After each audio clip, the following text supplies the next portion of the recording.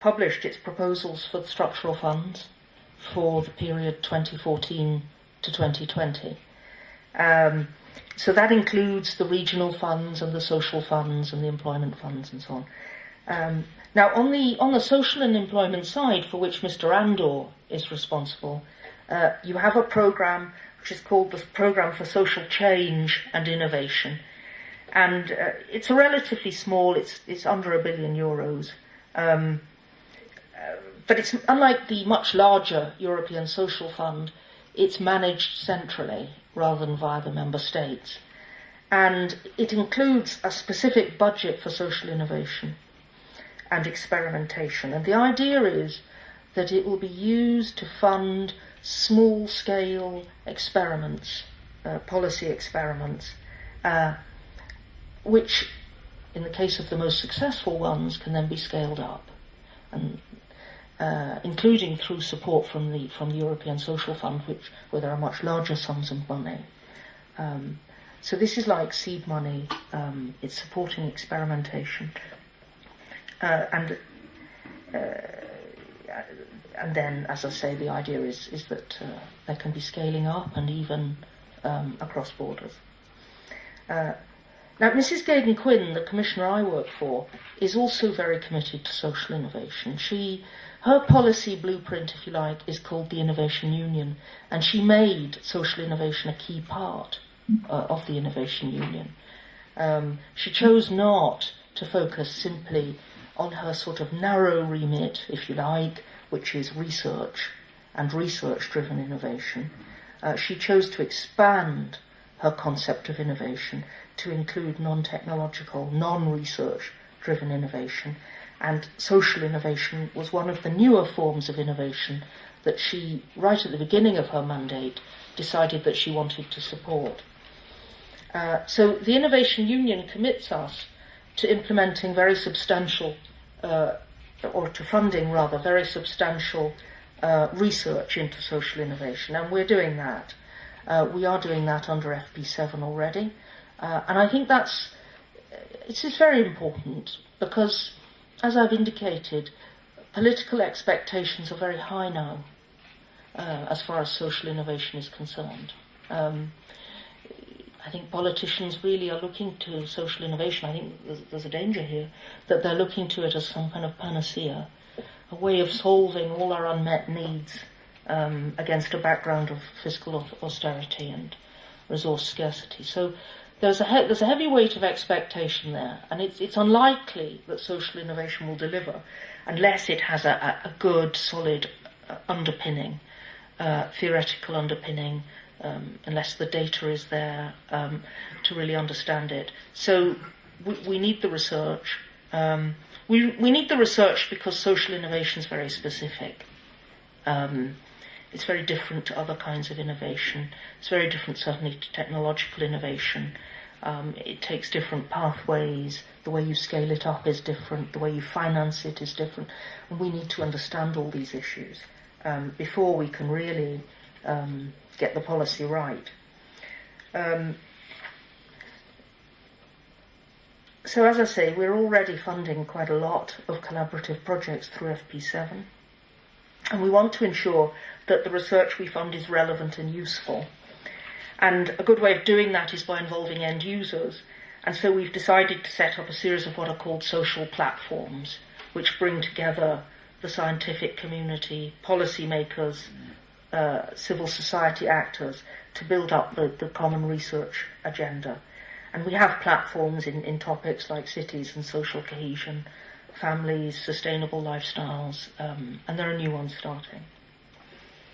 But of course, whilst ensuring a good research base, and as I've said, that's very crucial, Mrs.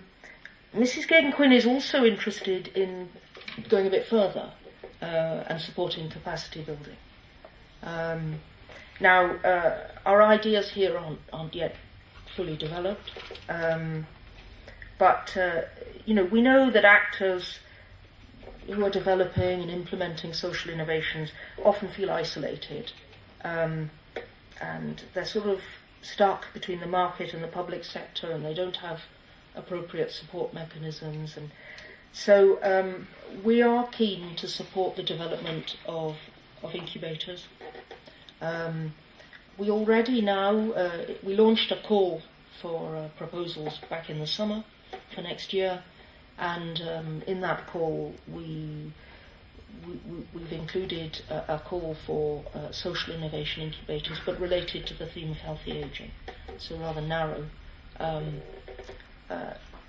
Now, I mean, I think we can expand that in Horizon 2020, which is the successor to FP7, because I think you do need incubators. I think you need centres of excellence, ideally one in each member state, which are capable of supporting experimentation, signposting people to funding, including funding through the ESF and so on, supporting the process of scaling up, and also that these incubators would be networked, so that they can, so that good ideas can be transferred across borders, if that's relevant. So that's something we'll look at in Horizon 2020, in conjunction with Mr. Andor, and we'll also continue to fund research into social innovation, and we'll scale that up. And as Domenico has been saying to me, one of the things we need to move forward with is collaborative research projects which involve not just academic partners, but practitioners, like ethical banks or whatever, or ISBL or charities. Or we need to get better at doing that, I think, in Horizon 2020. So I'll stop there on social innovation and turn to social enterprise. Often the two are seen as synonymous. I mean, and they are closely related. There's a lot of overlap. I don't know what you would feel. My feeling is that social enterprise is a subset of social innovation. It's one type of social innovation, and social businesses, combine in social, ethical. They have a social, an environmental, or an ethical mission, and they combine that with the entrepreneurial flair and insights of business. Although, as SELUSI I think has shown, there's more emphasis on cooperation than competition. Again, no universally accepted definition, and this very much emerged from the discussion just now. They have very numerous forms. They're engaged in multiple spheres of action. The legal structures are very different and clearly problematic. So there's no one definition of a social enterprise that's accepted across all member states. Now, here the main player is Commissioner Barnier, and he made, in his policy blueprint, the Single Market Act, he made social business, or social enterprise, one of his 12 key themes. And that's because Mr. Barnier believes, as does President Barroso, in fact, that the internal market must be based on the concept of the social market economy. And they've seen the rise of social entrepreneurship, they're excited by it, and they want the internal market to reflect that. And so Mr. Barnier is soon going to publish his social business initiative, and it'll focus on problems, actually some of the problems that were tackled in the discussion today, problems with legal forms, access to financing, visibility, capacity building. These are all themes that Mr. Barnier is interested in. He's had a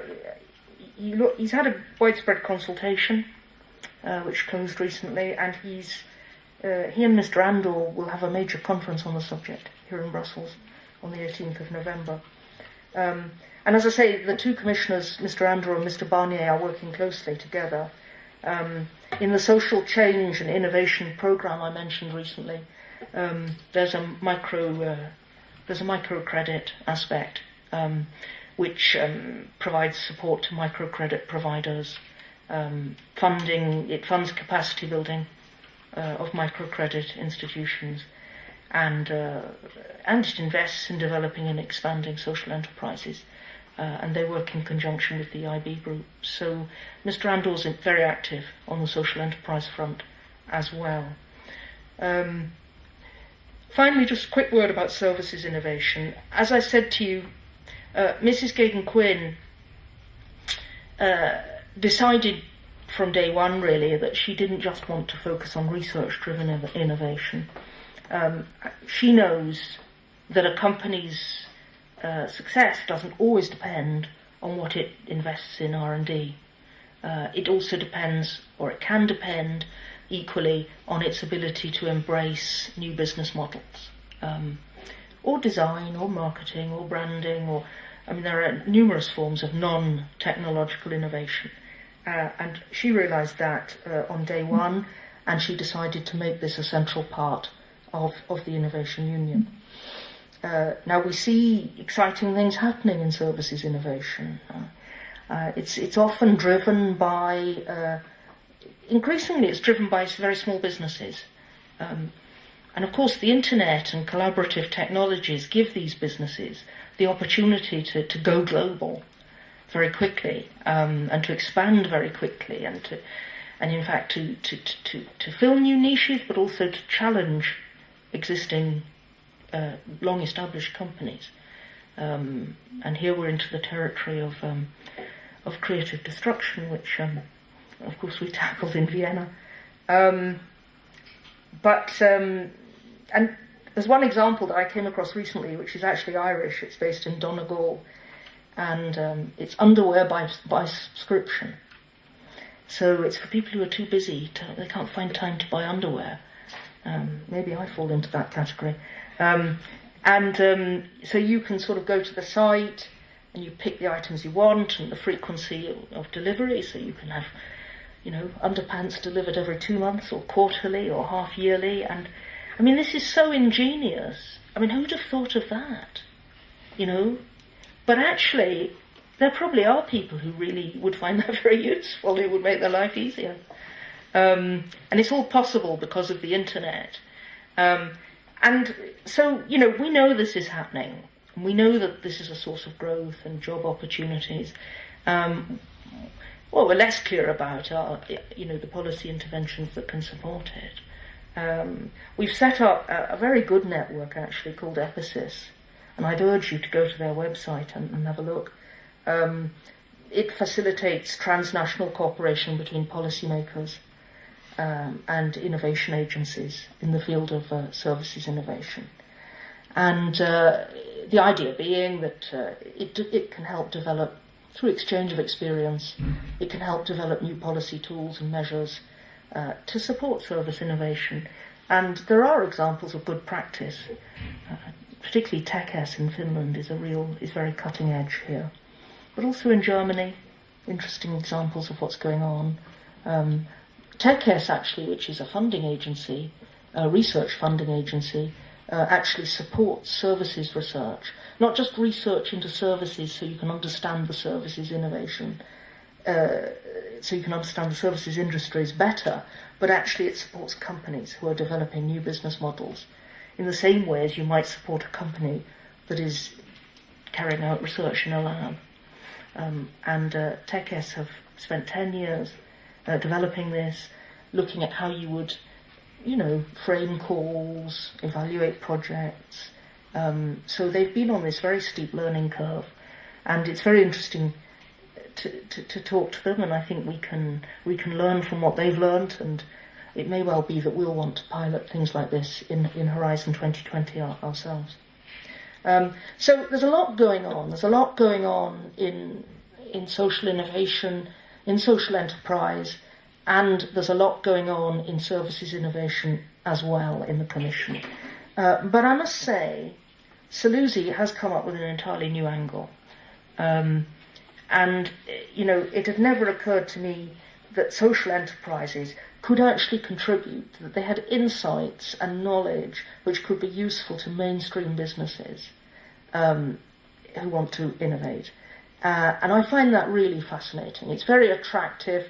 On one of your presentations, I saw that the notion of upsetting the hierarchy, the idea that conventional business is more innovative than social business. Actually, the reverse may be true. And, and the fact that social business is more female maybe why it's more innovative. Who knows? So it's